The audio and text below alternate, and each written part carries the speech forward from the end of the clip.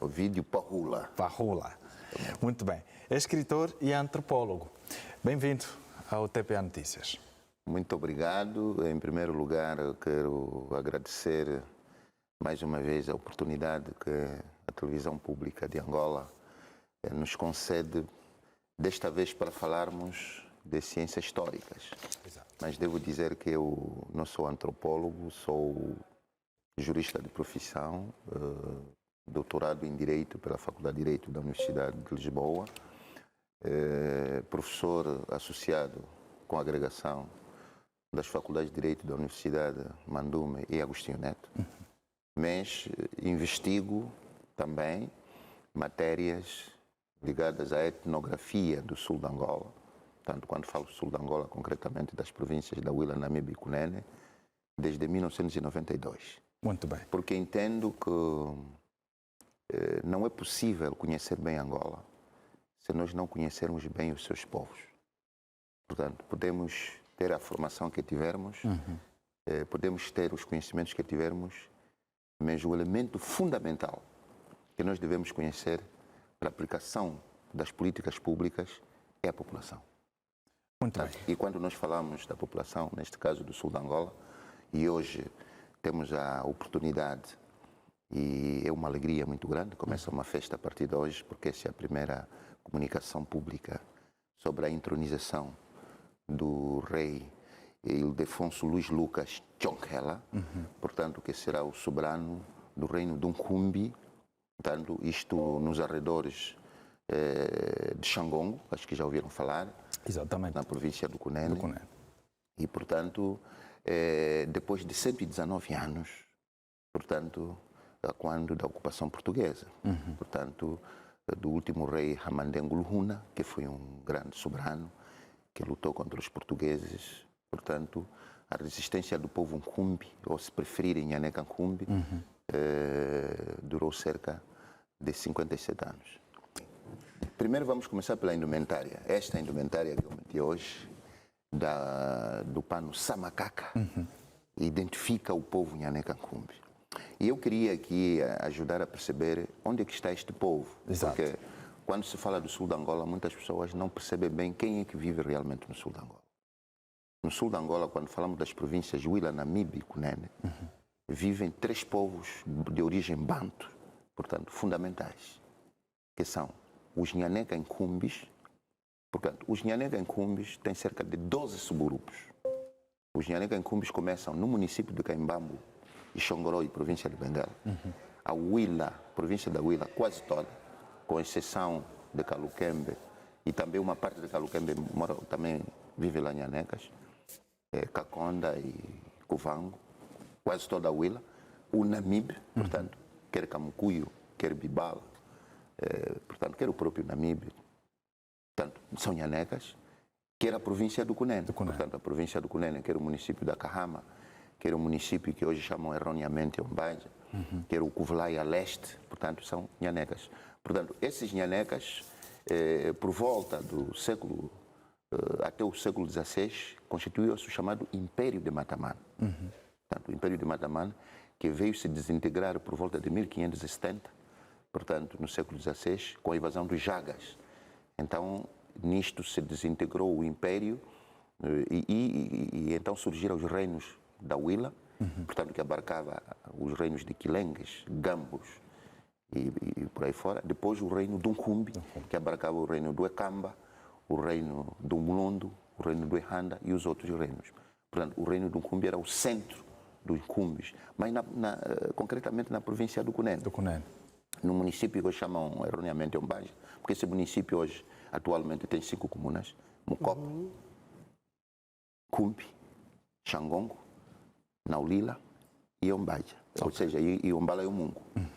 Nessas 4 comunas todas são habitadas pelos Nkumbis, Nhaneca Nkumbis, embora com algumas variantes, porque nós vamos encontrar uma variante Dongona, vamos encontrar uma variante Hinga, em Kwakwa, já na comuna do Naulila. Mas ali é o reino do Nkumbi.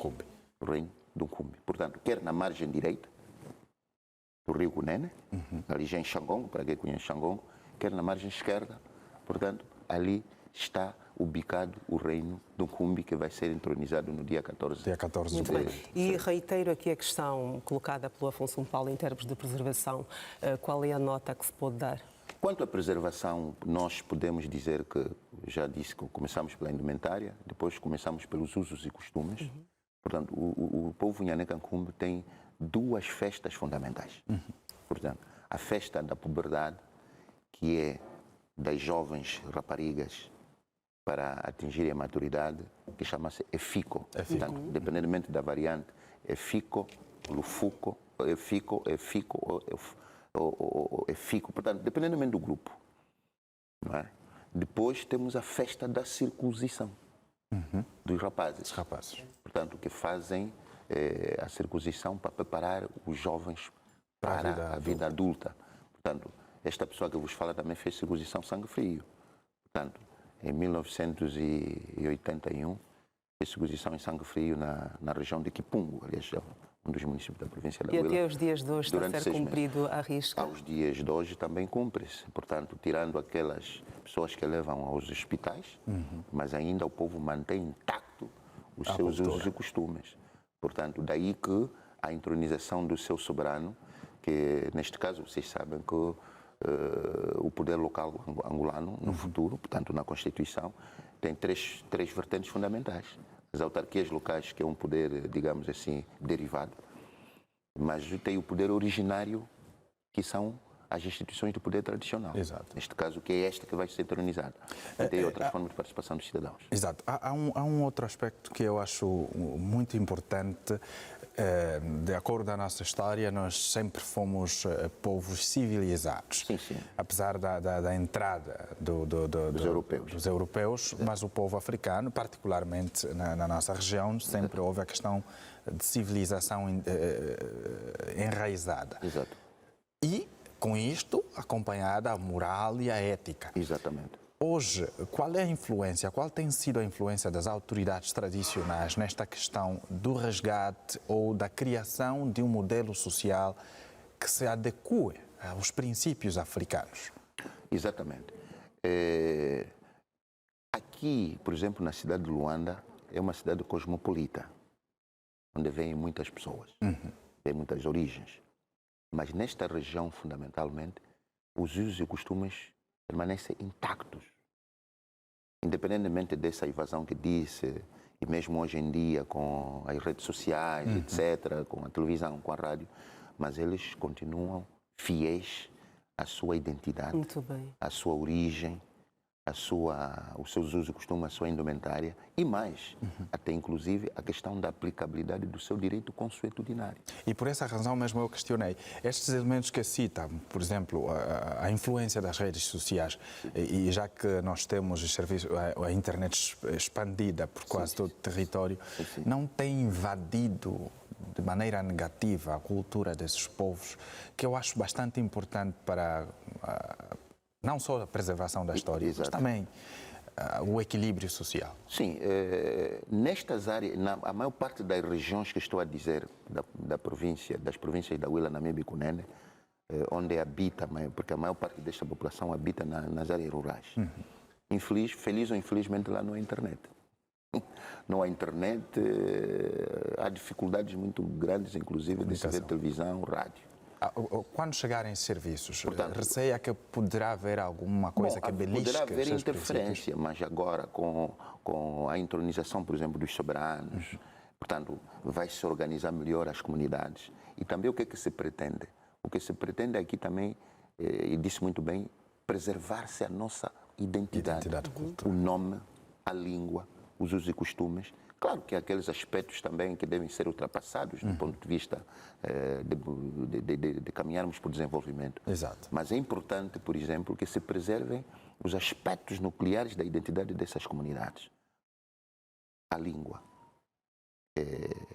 os nomes, os usos e costumes, o próprio direito consuetudinário. Veja que certas desavenças que têm havido nas comunidades, crimes muitas vezes que são cometidos nas comunidades, são rapidamente resolvidos à luz do direito consuetudinário do que do próprio direito estatal, ou como preferir, positivo. Por quê? Porque os tribunais não é? Estes tribunais estatais, por vezes para dirimir um caso pode demorar até 30 anos. E as partes litigantes até muitas vezes já morreram. Portanto, justiça tardia é injustiça. Portanto, queria dizer aqui, mas essas instituições do poder tradicional muitas vezes resolvem estas coisas de uma forma natural, harmoniosa, porque qual é o fim último da justiça? É a harmonia social. E então, isto felizmente naquelas comunidades ainda preserva-se. E mais, essas comunidades ainda hoje preservam a sua própria língua. Portanto, fica bem enganado aquela que diz que em Angola só se fala português. Isto não é verdade. Portanto, nestas comunidades, nós, felizmente, falamos essas línguas e quando queremos transmitir a verdadeira mensagem, tem sido feita nas suas próprias línguas. E nós também defendemos, enquanto docentes, defendemos que as nossas línguas nacionais têm que servir de base fundamental para a aprendizagem das crianças. Porque uma criança que sai dessa comunidade, que a sua língua primária, por exemplo, é a língua nhaneca, não é? Ela deve aprender as primeiras classes em nhaneca. É o modo como ela pensa, o modo de vivendi dela, e nós introduzirmos uma língua estranha, que é a língua portuguesa, por exemplo. Portanto, vamos retardar a criança. A criança vai ver com um corpo estranho. Então, tende a adaptar-se a uma nova realidade. Eu defendo que as línguas nacionais, fundamentalmente aquelas que já têm alfabeto, que já têm, por exemplo, a língua nhaneca já tem livros, já tem manuais, elas devem ser uma prioridade absoluta do ensino nas nossas escolas, não só primárias, secundárias, inclusive na universidade. Eu aproveito os poucos 2 minutinhos que nos restam para falarmos um pouco daquilo que é o próprio a cerimónia da entronização. O que é que é presente? Como é que isso decorre? Bom, o que é que acontece? A cerimónia da entronização tem o seu ritual longo. Portanto, neste momento está criada uma comissão, portanto, que é a comissão que assinou os documentos neste momento. E isto depois vai obedecer critérios próprios do ponto de vista de especificidade. Portanto, eu não vou entrar em detalhes, porque eu penso que se entrar em detalhes também, as pessoas que querem ir à cerimônia, é uma pena que vocês estão em Luanda, mas deviam também falar com os colegas da TPA. Será em arredores de Xangongo, entre Xangongo e Nkumbi, ali, Xangongo, município do Ombanja, que chamam hoje. Portanto, ali mesmo próximo. Portanto, que hora? Portanto, será às 9h30 do dia 14 de setembro, sábado. Portanto, ali. E desde já, claro, a TPA deve estar lá, não é? Deve estar lá. Portanto, porque é uma cerimónia, digamos assim, ímpar. Vejam que esta comunidade ficou cerca de 119 anos sem o seu soberano. E então será uma coisa maravilhosa e desde já está todo mundo convidado. Não é?